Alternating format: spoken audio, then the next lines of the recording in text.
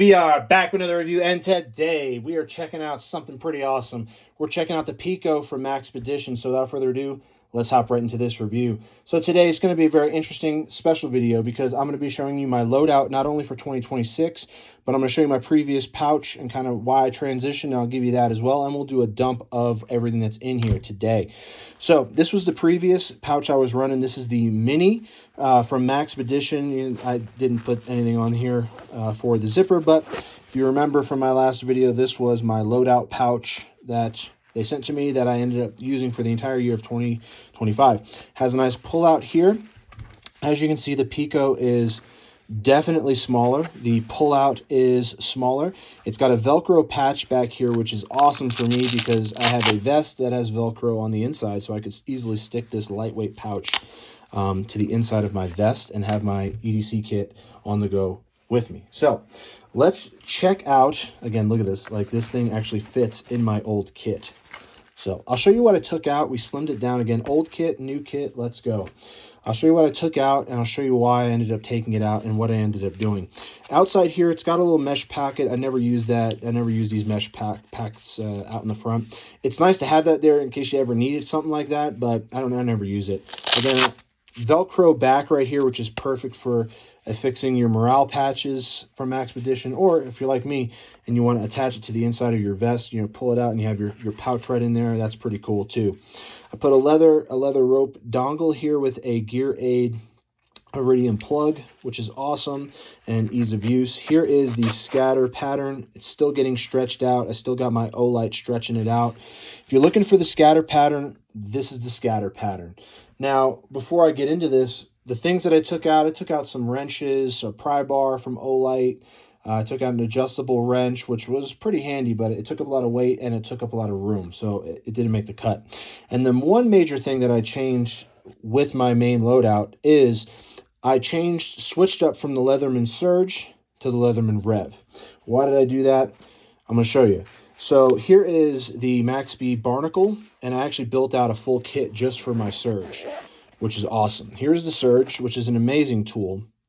Okay, it's got a saw on it, tons of things you could put in there. Here's some extra saw blades, an extender, ratcheting bit. Here are all my bits. And all this stuff was actually in my kit. So the weight that this has eliminated is awesome. And now I have a dedicated kit. I also had a standalone knife, which was the skeletal from Leatherman. So all this stuff was in my other kit, the tan kit, with all this other stuff, minus the Rev. But I made a barnacle out of this, which is a complete tool kit, and I'm going to actually put this on my Falcon 3 grayed out backpack, and this is going to go on the shoulder strap for me. So I actually did turn all that stuff that I took out of this kit into usable stuff for my other kit, which is nice. I just wanted to let you know what was removed out of this and what has actually truly changed. If you're new tuning in, that's what I took out. I just changed my multi-tool system from the Surge to the Rev. Why did I do that? I barely used most of the tools that were in the bit kit. I only used the flathead and the Phillips. So for me, I was like, I'm carrying around a lot of bits on a day-to-day basis. Do I really need to carry around so much bits? Or can I just carry a tool that I know and love, like the Rev, which is right here? We'll start off with that.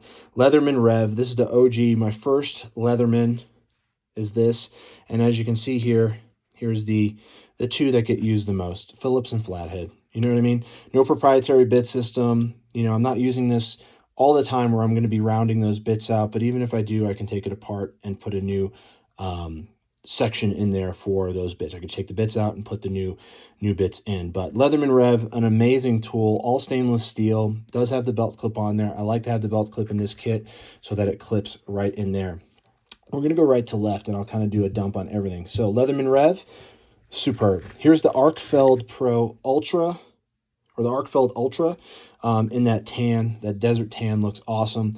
I did this kit a little differently. Buttons facing the back so it doesn't prematurely turn on. The one thing I wish Olight would do is have an off position for this, or a neutral position where none of the three surfaces can be turned on by the press of a button. So I don't have to have battery drain in that case, if that makes sense. But the Ultra is just basically the Arkfeld Pro in a different skin with a different type of enclosure. This is a dowel aluminum enclosure.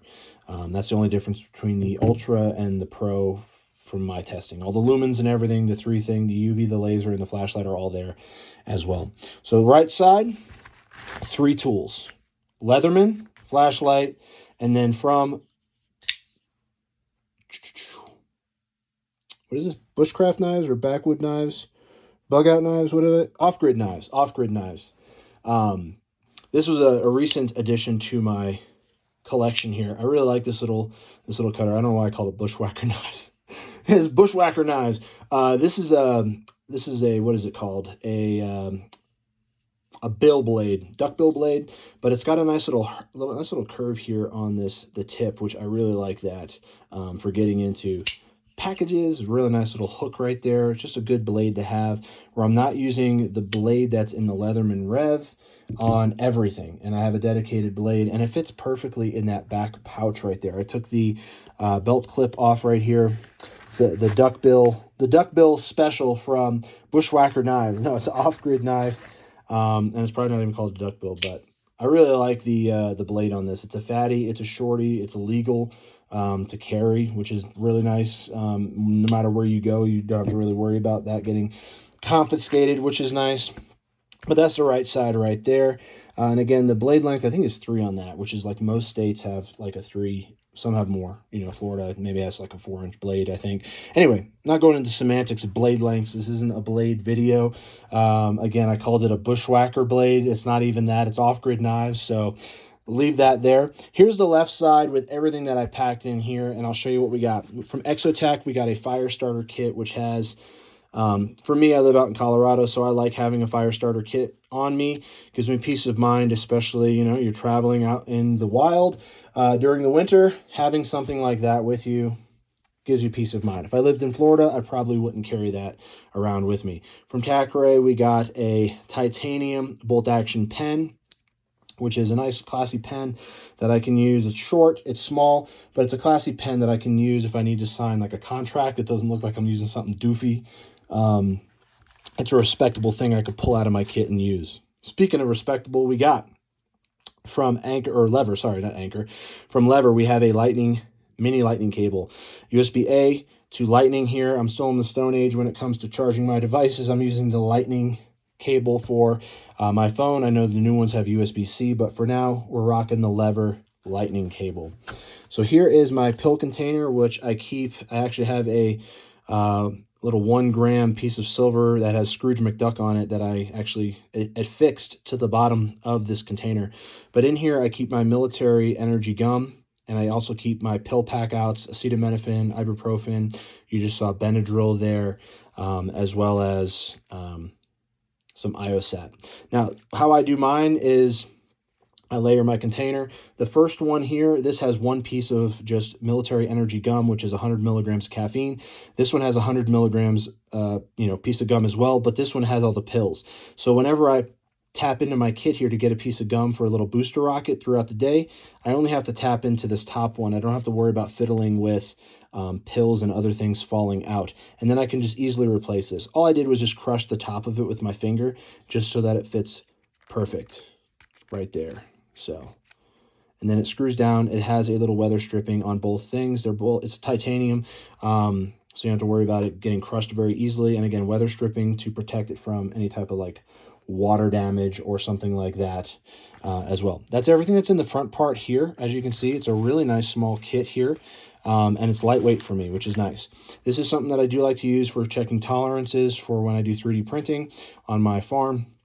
And I'm out and about moving around. I do like to be able to measure stuff, and I do notice that I use the smaller caliper over a larger caliper most of the time when it comes to taking measurements out here. So I do like to do mock-ups and stuff for prototypes on my farm. So we have the notebook, and then I'll dump out everything that's in the bottom here, which actually isn't much. I have 2 deployable towels, which, as you know, are my favorite to have in my kits because the peace of mind that those things provide is immeasurable. I mean, if you go someplace and you really want to wipe down or clean down and maybe there's no paper towels or a means for that, those easily deploy in some water and you're perfectly there. You got to wipe and you can get that peace of mind. We got a Tacray emergency whistle here. Really nice whistle. Again, if you can't make a sound, or you're not able to make sound, but all you could do is just huff a puff of air, an emergency whistle can definitely help you out in your time of need for sure. Now, that's everything that I have in my pouch. We'll go through my notebook here in a second, but I wanted to show you kind of how flat it is and how small it actually is. Here's my older pouch. As you can see, the difference here, it's definitely, it's noticeably smaller. And as you can see, there's noticeably less things that I had to put in this kit because I switched up my multi-bit multi-tool system here. So again, same amount of amenities in here, 3, 2, big pouch, big pouch.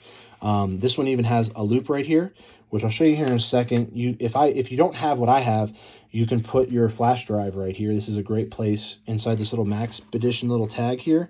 Some people might cut this off, but it's a little sheath for you to be able to slide something in there. You could put a flash drive in there and it holds the flash drive perfectly, which I did test before I ended up putting this, which I have in here, in my kit. So let's check out what I got in my notebook. I used 2 Ranger bands to wrap my notebook.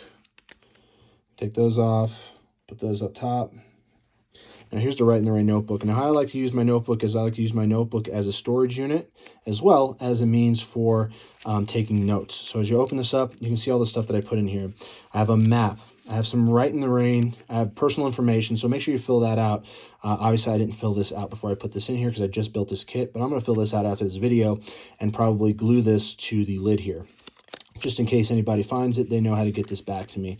Hopefully I don't lose this, but I have a medical sheet here from Right in the Rain, which tells you kind of has all the medical stats on it if you need to fill something out. Let's say you witness an accident or you witness a crime. I have a police Right in the Rain little, I guess you could say, sheet with details, so I don't have to keep writing down black hair, black eyes, blah, blah, blah.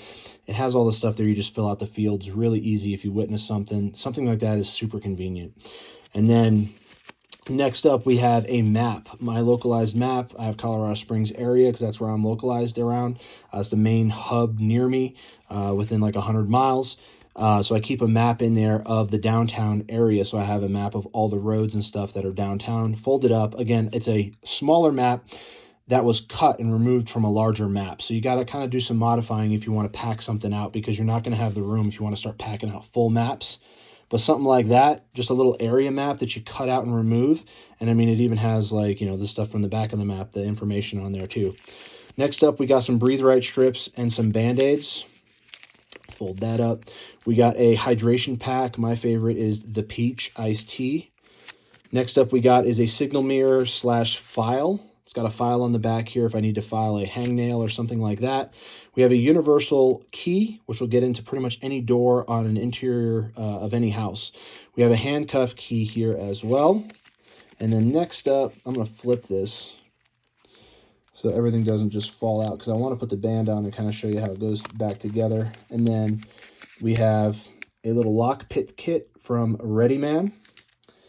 And then next up, these were some pages that I removed from a survival guide that has just some basic information for first aid, which, how to do compressions, how to clear a choke, stuff like that, stuff that you might know, but you might want to make sure 100% before you're doing something just by checking an official reference. And that's what I did. I basically just cut the first aid pages out of it to include it in my little kit here. It's super thin. It's only, like I said, it's like 2 credit cards thick. But I think it could help in a life, situation. And then the last thing, I always like to put little pictures here on the end, some family pictures for morale, if that makes sense, because it's nice to have pictures on the go of the things that matter most to you. If you need a little bit of a reminder, a little bit of a morale boost, that's going to be the thing that's going to get you there. A packet of, peach iced tea, electrolyte powder will probably get you there too. But then being able to look at your loved ones, I think, is important as well. So this is the 2026 loadout for me. It's not overbearing. It's got everything I need. I got my multi-tool, which is going to be functional for me. It's not going to have a lot of fluff. I'm not saying that the Surge, carrying the Surge and a Surge kit is fluff. I just don't think it's something that I intend to carry around and use on an everyday basis. But the Rev has served me for the past 10 years, and it's still going to serve me now in 2026. So rocking the Leatherman Rev. We got the Olight Arcfeld Ultra. We got the Bushwhacker. We got the Off-Grid Knives Flip. We got the tack ray whistle. We got the deployable towels. We got the fire starter kit, the charger cable. We have the tactical pen. We have our medicine kit, our little filing thing, and we also have our little caliper. I want you to let me know down in the comments below, what do you think of my little kit? What do you think of the Maxpedition pouch? How would you load this up differently, and how would you set up your Pico? You let me know down in the comments below. And yeah, what do you think of my loadout going into 2026? Let me know down in the comments below as well. How would you change this differently, and would you rock the Rev in 2026? Let me know all that down in the comments below, and have a great rest of your day.